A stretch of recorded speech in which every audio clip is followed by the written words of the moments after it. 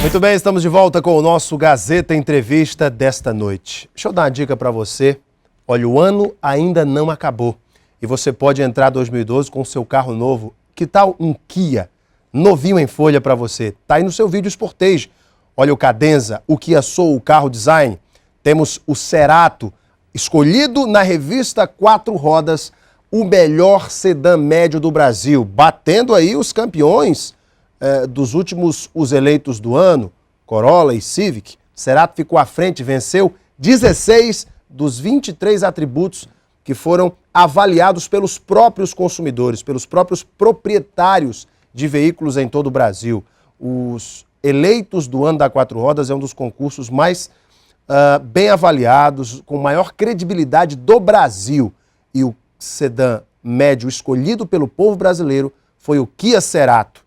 Portanto, vá na Kia Auto Acre e adquira o seu Cerato. Compre o carro que o Brasil já consagrou na Kia Auto Acre, sua concessionária Kia Motors em Rio Branco. Faltou uma informação. Pois não, e tem que procurar o consultor de vendas Alan Rick. Consultor de marketing. Consultor de marketing. Estaremos Legal. lá, Ótimo. estaremos lá para atender os nossos clientes. Obrigado pela sua participação. Estou batendo um papo com o nosso senador Aníbal Diniz, do Partido dos Trabalhadores, que se destacou no ranking do progresso no Congresso, publicado na revista Veja desta última semana. Está aqui a revista Veja, que publicou o ranking dos senadores e deputados federais que se destacaram em alguns quesitos pela revista Veja, em parceria com o NECOM, o Núcleo de Estudos do Congresso Nacional. E aqui nós temos aqui marcado, senador, alguns itens. Deixa eu pegar de volta aqui a página direitinho. Tem aqui E eu fiquei vendo aqui a atuação dos deputados. Vou aqui falar da atuação dos deputados aqui. Você, em casa, deve estar perguntando. Bem, o Aníbal se destacou como deputado, como senador. Márcio Bittar foi o 23º colocado na avaliação dos deputados federais. Perpétuo Almeida, 54ª. Gladson Cameli, 84º. E Henrique Afonso ficou com o 128º lugar, Taumaturgo, 161º, e Cibá Machado, 193º lugar no ranking do Congresso. Agora, senador Aníbal Diniz, tema polêmico. Vamos botar aqui uma pimentinha nessa entrevista? Vamos. O veto da presidente Dilma ao horário do Acre e depois, no dia seguinte, quando ela volta atrás e promete enviar ao Congresso no retorno do recesso, projeto de lei para que Acre e Amazonas tenham seu horário de 2 horas de diferença para Brasília de volta. Como é que o senhor avaliou toda essa polêmica no Congresso e a repercussão da matéria do veto aqui no Acre? Bom, em primeiro lugar, eu quero dizer que o veto ou a sanção são atribuições da presidenta. Ela pode vetar ou pode sancionar. No caso, ela decidiu vetar porque a lei tiãoviana, digamos assim, a lei sancionada pelo presidente Lula, alterava os fusos horários de Acre, Pará e Amazonas. E o referendo realizado no Acre, que resultou na lei que ela vetou, apenas ouvia a opinião do povo do Acre. E por isso ela teve que vetar, porque ficou sendo uma lei não completa, né? E ela tinha que governar pensando no Brasil e não apenas no Acre. Então, na minha opinião, ela tomou a atitude correta ao vetar aquela lei. Devido, então, à pressão da opinião pública? Acredito que mais por conta da representação política do Pará e do Amazonas, que também exigiram uma explicação sobre o assunto, né? E nesse caso, como o referendo não havia atingido o Amazonas e o Pará, como era a proposição do senador Tiãoviana no início, acabou que a presidenta teve que vetar a matéria. Agora, com relação a ela mandar uma outra matéria para o Congresso, a minha opinião é de que as leis são atribuições do Congresso Nacional. Aí Câmara e Senado Federal têm que chegar a um entendimento a respeito. E na minha opinião, esse assunto já deu palanque demais. É chegada a hora da gente fazer uma reflexão mais asserenada, sem paixão, sobre esse assunto. E eu acho que nós poderíamos até pegar uma data simbólica aí. Hermes da Fonseca instituiu o fuso horário no Brasil em 1913. Foi quando foi instituído do Acre. Exatamente. Em 2013, vamos estar completando um século desse primeiro fuso horário do Acre. Talvez seja o momento oportuno para se fazer um plebiscito. Eu, particularmente, me proponho a apresentar essa proposição e aí sim a gente poder dirimir essa dúvida em relação a qual é exatamente o desejo do povo do Acre.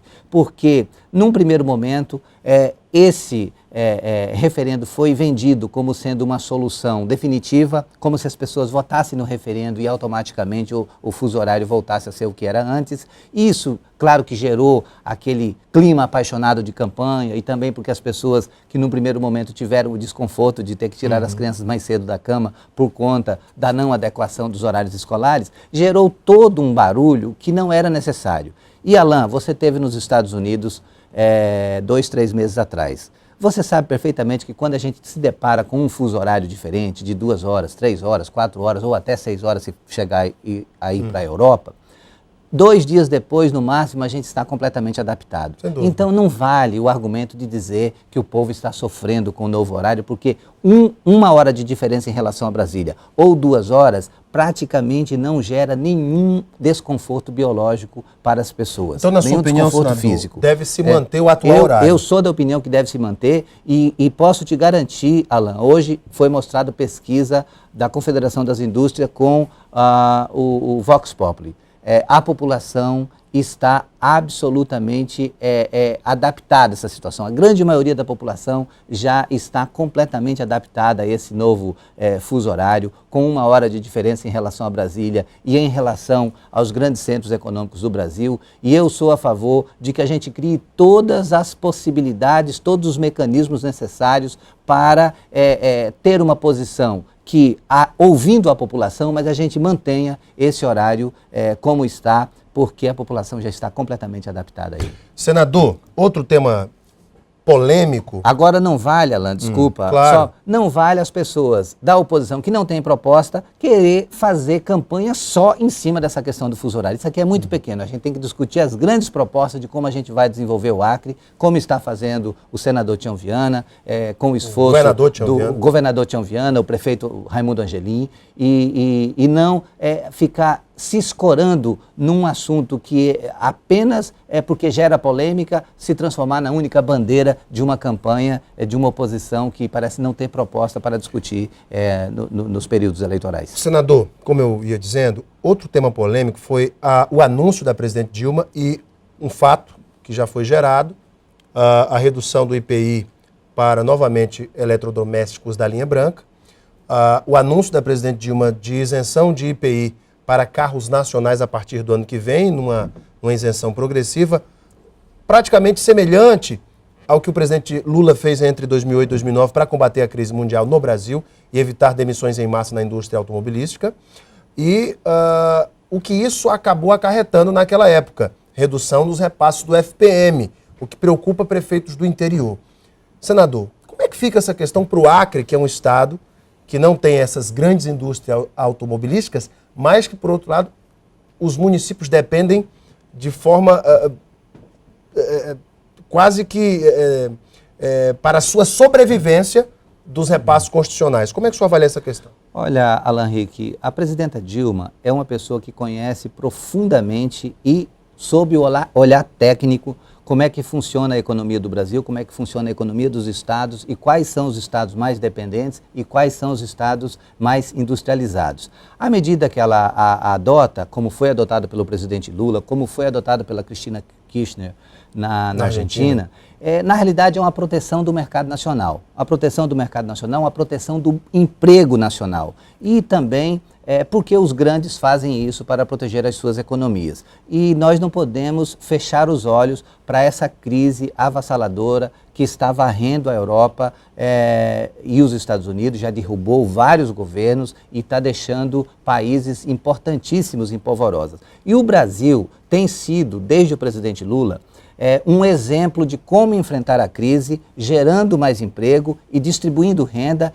e fazendo a economia fazendo a economia ter vida própria, né? Essa medida que ela tem adotado foi uma medida acertada também, porque já era uma coisa reivindicada pelos industriais nacionais, no sentido de diminuir impostos para poder diminuir preço, vender mais e gerar mais emprego. Então, é uma equação, digamos assim, perfeita. Só que afeta os estados que são dependentes dos fundos de participação e esses fundos, eles são formados a partir da arrecadação de impostos. Então, com certeza, haverá novas reuniões envolvendo governadores regionais e o Ministério da Economia e com certeza a presidenta vai encontrar medidas compensatórias que possam ajustar essas situações específicas de estados dependentes, como é o caso do Acre. Então, nesse sentido, eu acho que, em primeiro lugar, nós temos que zelar pela economia do Brasil, para garantir a saúde econômica do Brasil e, dessa maneira, com certeza, o governo federal está muito mais em condição de ajudar os estados. Além desse tema, os repasses para o Acre, nós temos aqui alguns dados, senador, que diz o seguinte: na área de transportes, a redução de repasses para o Acre caiu para o orçamento de 2012 em 60%.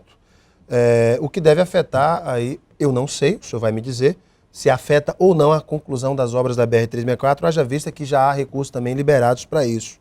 Mas há uma previsão de uma queda significativa.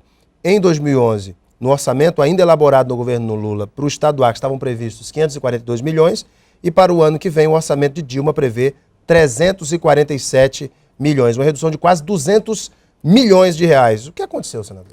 Não, mas isso é absolutamente natural, porque nós estamos exatamente na fase de conclusão da BR-364. Com o presidente Lula, a gente precisou de muito mais recursos, porque nós tínhamos muito mais coisa para fazer. Só com o governo Binho, foram iniciadas 5 pontes ao longo da BR-364. 5 grandes pontes, sem contar as pequenas. Agora, com o governador Tião Viana, essas pontes foram todas concluídas. No primeiro ano, todas as pontes foram concluídas, ou seja, para 2012 não precisa mais de recursos para essas pontes. No entanto, veja como foi o comportamento no que diz respeito às emendas ao Orçamento Geral da União. Nos últimos 3 anos, a média de emendas alocadas foi de 265 milhões. Essa foi a média. Na negociação que nós fizemos com o relator geral da lei orçamentária, o deputado Arlindo Quinaglia, ele estabeleceu o seguinte: nós vamos garantir para vocês a média, os 265 milhões, e conseguiu colocar um bônus a mais de 20 milhões, ou seja, chegamos a 285 milhões, acima da média dos últimos 3 anos. Então, não podemos dizer que a recomendação da presidenta Dilma fosse no sentido de reduzir, porque ele foi aumentar em 20 milhões. E nós estamos muito esperançosos que, com todas essas medidas de manutenção do equilíbrio fiscal, do ajuste fiscal e do equilíbrio financeiro do país, a gente vai ter um ano de 2012 bom para o estado do Acre e a gente vai conseguir uma liberação suficiente, sim, para garantir a conclusão da BR, porque mês de julho, agosto, isso vai estar sendo entregue, e a continuidade das outras obras, porque no orçamento nós temos previsão de importantes obras para acontecerem no estado. Mas essa redução de 200 milhões já afeta algumas obras de infraestrutura ou obras do PAC 2 no Acre, senador? Creio que não. A gente vai ter que analisar caso a caso com o secretário de Planejamento, mas na hipótese de ter alguma das obras diretamente atingida, aí a gente iria tratar diretamente com a ministra Miriam Belchior, porque também tem sido assim. Às vezes tem um cabinho de guerra ali para poder garantir a nossa parte, tem que ter a pressão. Mas o fundamental é que a presidenta Dilma garantiu plenamente a liberação dos recursos para a conclusão da BR e garantiu que daqui para 2014 teremos ponte sobre o Rio Madeira, que foi um compromisso assumido pelo ministro Paulinho dos Transportes, comigo e com o governador Tião Viana e com o senador Jorge Viana. Para 2014? Entre 2012 e 2014 nós teremos a ponte sobre o Rio Madeira. Acabar Exatamente. Com a dependência da balsa. Exatamente. Que é uma coisa terrível para o Acre. Senador, eleições municipais. O senhor tem acompanhado aí os debates e nós temos aqui na Gazeta.net, sucessão com Perpétua, Bocalhau mantém a liderança e Marcos Alexandre é rebaixado. Depois de deixar a pré-candidata Perpétua Almeida do PCdoB de fora da pesquisa de intenção de voto para a sucessão de Raimundo Angelim, o Instituto Data Contra e o jornal A Tribuna voltaram atrás com uma nova aferição. Com a presença da comunista, o resultado fica bem diferente da realizada 2 semanas atrás. A única coisa que é semelhante é a liderança isolada de Tião Bocalhau do PSDB, que manteve os 46% de intenção de votos. Marcos Alexandre do PT, que ocupava a segunda posição com 11%, foi rebaixado para o 4º lugar. ficou com 7%, atrás inclusive de Fernando Melo. Os dois ficaram ali nessa faixa de 7% do eleitorado. E a grande surpresa, não é surpresa para quem acompanha a política, é a votação de Perpétua. As intenções de voto de Perpétua, obviamente, 27% das intenções de Perpétua. Como é que o senhor avalia essa nova pesquisa, senador, e como é que o senhor avalia essa disputa interna entre o PT e o PCdoB pela indicação do nome do candidato da Frente Popular à Prefeitura de Rio Branco? Bom, em primeiro lugar, toda pesquisa ela é um retrato do momento. Então, neste momento, acho que o que está mostrado pela pesquisa é o quadro real. O que nós temos colocado com muita tranquilidade dentro do Partido dos Trabalhadores e nas conversas com o governador Tião Viana é que nós precisamos de um quadro que dê segurança para a sociedade de que o trabalho do prefeito Angelim vai continuar com a qualidade e com o compromisso que o prefeito Angelim tem tido em cada uma das suas realizações. Então, nesse sentido, o Partido dos Trabalhadores está preparando com todo cuidado esse entendimento interno para que seja afunilado com o nome do Marcos Alexandre. Acredito que o deputado Ciba Machado deverá fazer esse anúncio do seu apoio ao Marcos Alexandre até o dia 10 de janeiro, e essa situação terá se resolvido internamente no Partido dos Trabalhadores. Isso, para nós, já é um passo muito importante. E em relação ao PCdoB, a gente quer ter a oportunidade de refletir com os nossos companheiros do PCdoB, porque eles são aliados de primeira hora da Frente Popular, e eles sabem que o governador Jorge Viana, com todos os 8 anos que ele teve de mandato, ele teve 2 oportunidades de participar diretamente da indicação dos candidatos a prefeito, que foi exatamente o prefeito Angelim, na eleição que ele foi derrotado para o Flaviano, e depois as 2 vezes o prefeito Angelim quando ele foi eleito, né? Com o Binho, a mesma coisa. O Binho pôde participar diretamente da indicação do candidato a prefeito na capital e de todos os municípios, ajudando naqueles em que foi o PCdoB candidato, aquele em que foi o PT, que foi o PP. A gente construiu essa frente com muita sobriedade, serenidade, e o resultado foi excelente, com a gente elegendo a maioria das prefeituras. Mas, senador, a Perpétua disse que não abre mão da candidatura agora dela. Nós estamos com o governador Tião Viana. Tião Viana, que é um governador excelentemente bem avaliado, o Angelim, um prefeito muito bem avaliado, e eles estão fazendo um apelo para que o Partido dos Trabalhadores tenha o direito de continuar governando na capital. Acho que o PCdoB precisa fazer uma reflexão interna, porque esse apelo é um apelo muito qualificado e eu acho que tem que ser levado em consideração. Então, ninguém consegue fazer uma campanha de prefeito da capital se não tiver o apoio dos eleitores mais importantes, que são Tião Viana e Raimundo Angelim, que é o prefeito. Mas esses números não apontam que Perpétua teria mais condições de vencer a eleição? São números desse momento. Quando a gente lançou o Binho em 2006, o Binho tinha menos do que o Marcos Alexandre.